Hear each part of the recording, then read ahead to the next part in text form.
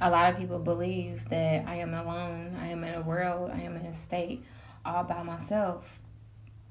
When in all reality is that God, my spirit guides, my ancestors, and my loved ones that have recently passed on guided me into the journey that I'm on today.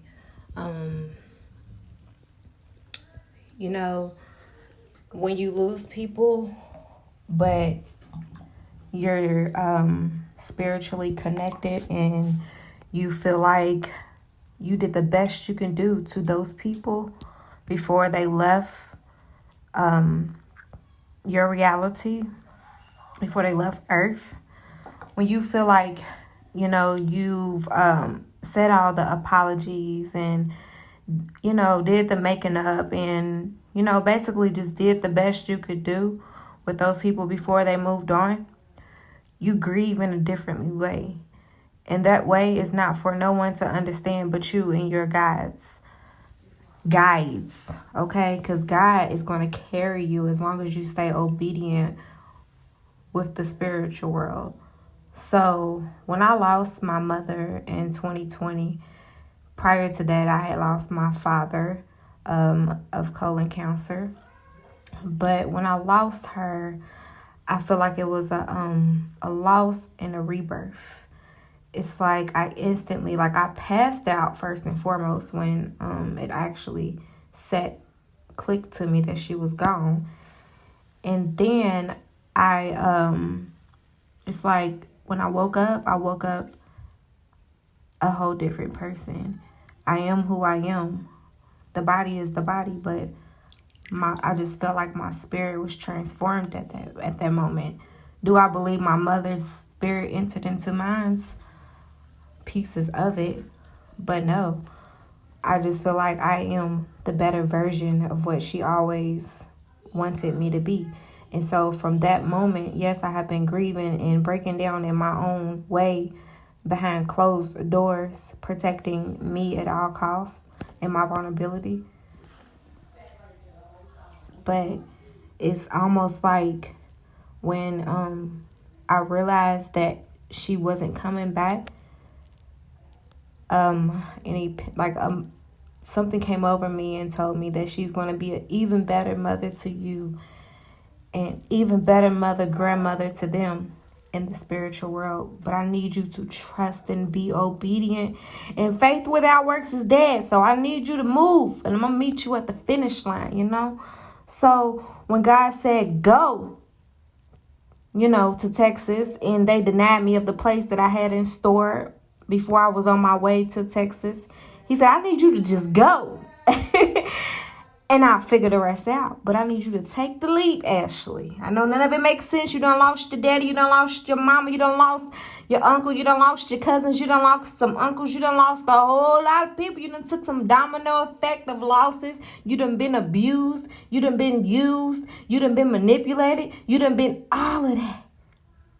But I need you to continue to move forward. And guess what? You ain't even got the assistance from the people that helped you make your 3 children. But you got to grab them and go.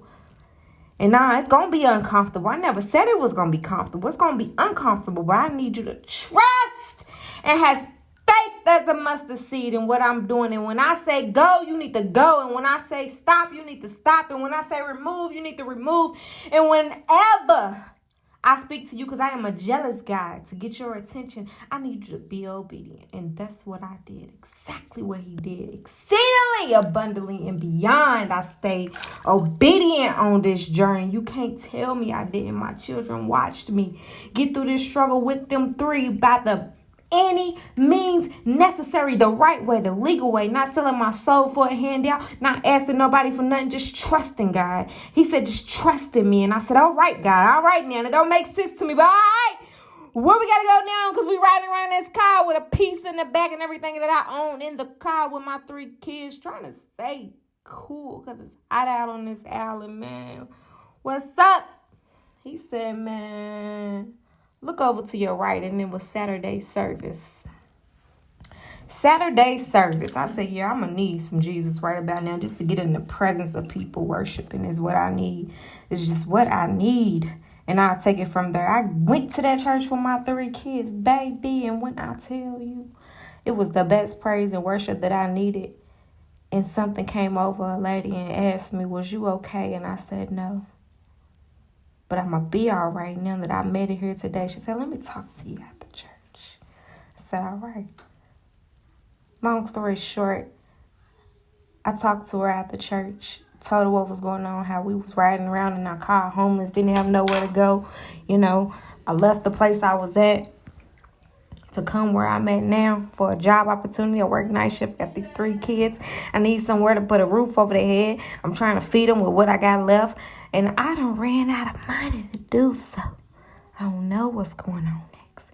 But God led me here. He said, go praise and worship. So I said, all right, I'm going to go do that because that's what I need. I know what uplifts my spirit. So that's what I did. And then I'm here. She said, call this lady. And I bet everything will be taken care of.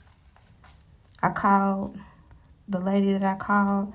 She put my children and I in. She, first of all, has her own nonprofit organization for women that has been domestically abused, mentally abused, sexually abused, sex trafficked, all of that and beyond. She has an apartment complex where she housed these women, and she puts them on a program to, help pay their bills every month. And, all they have to do is take the money that they're getting, a little percentage of it, and save it towards getting back stable. So she placed us in that temporary spot. By the grace of God, because I listened and I was obedient on that journey. You can't tell me who my God is. You can't tell me. Only person you can tell is yourself. But as for me and my household, we will praise the Lord at all times. Because I know who brought me through and who continues to bring me through as long as I continue to stay obedient on his journey. And if I can do it, so can you. And my story may not be yours, and it may be harder than it was for me, that it is for you. Who knows? It may be easier. But I pray that whatever the case may be, that you get through it because you trust in your guides. You trust in God. You trust in him. You trust in your guides is what I'm saying. Your ancestors, your spirit guides, everyone protecting you. You trust them. Trust in them. Trust in God. Trust in yourself. Don't you second guess yourself. You done been through enough to know what's right and what's wrong. You can do it. Don't you tell yourself you can't. I love you, sister. And I love you, King. Let's get it in 2023.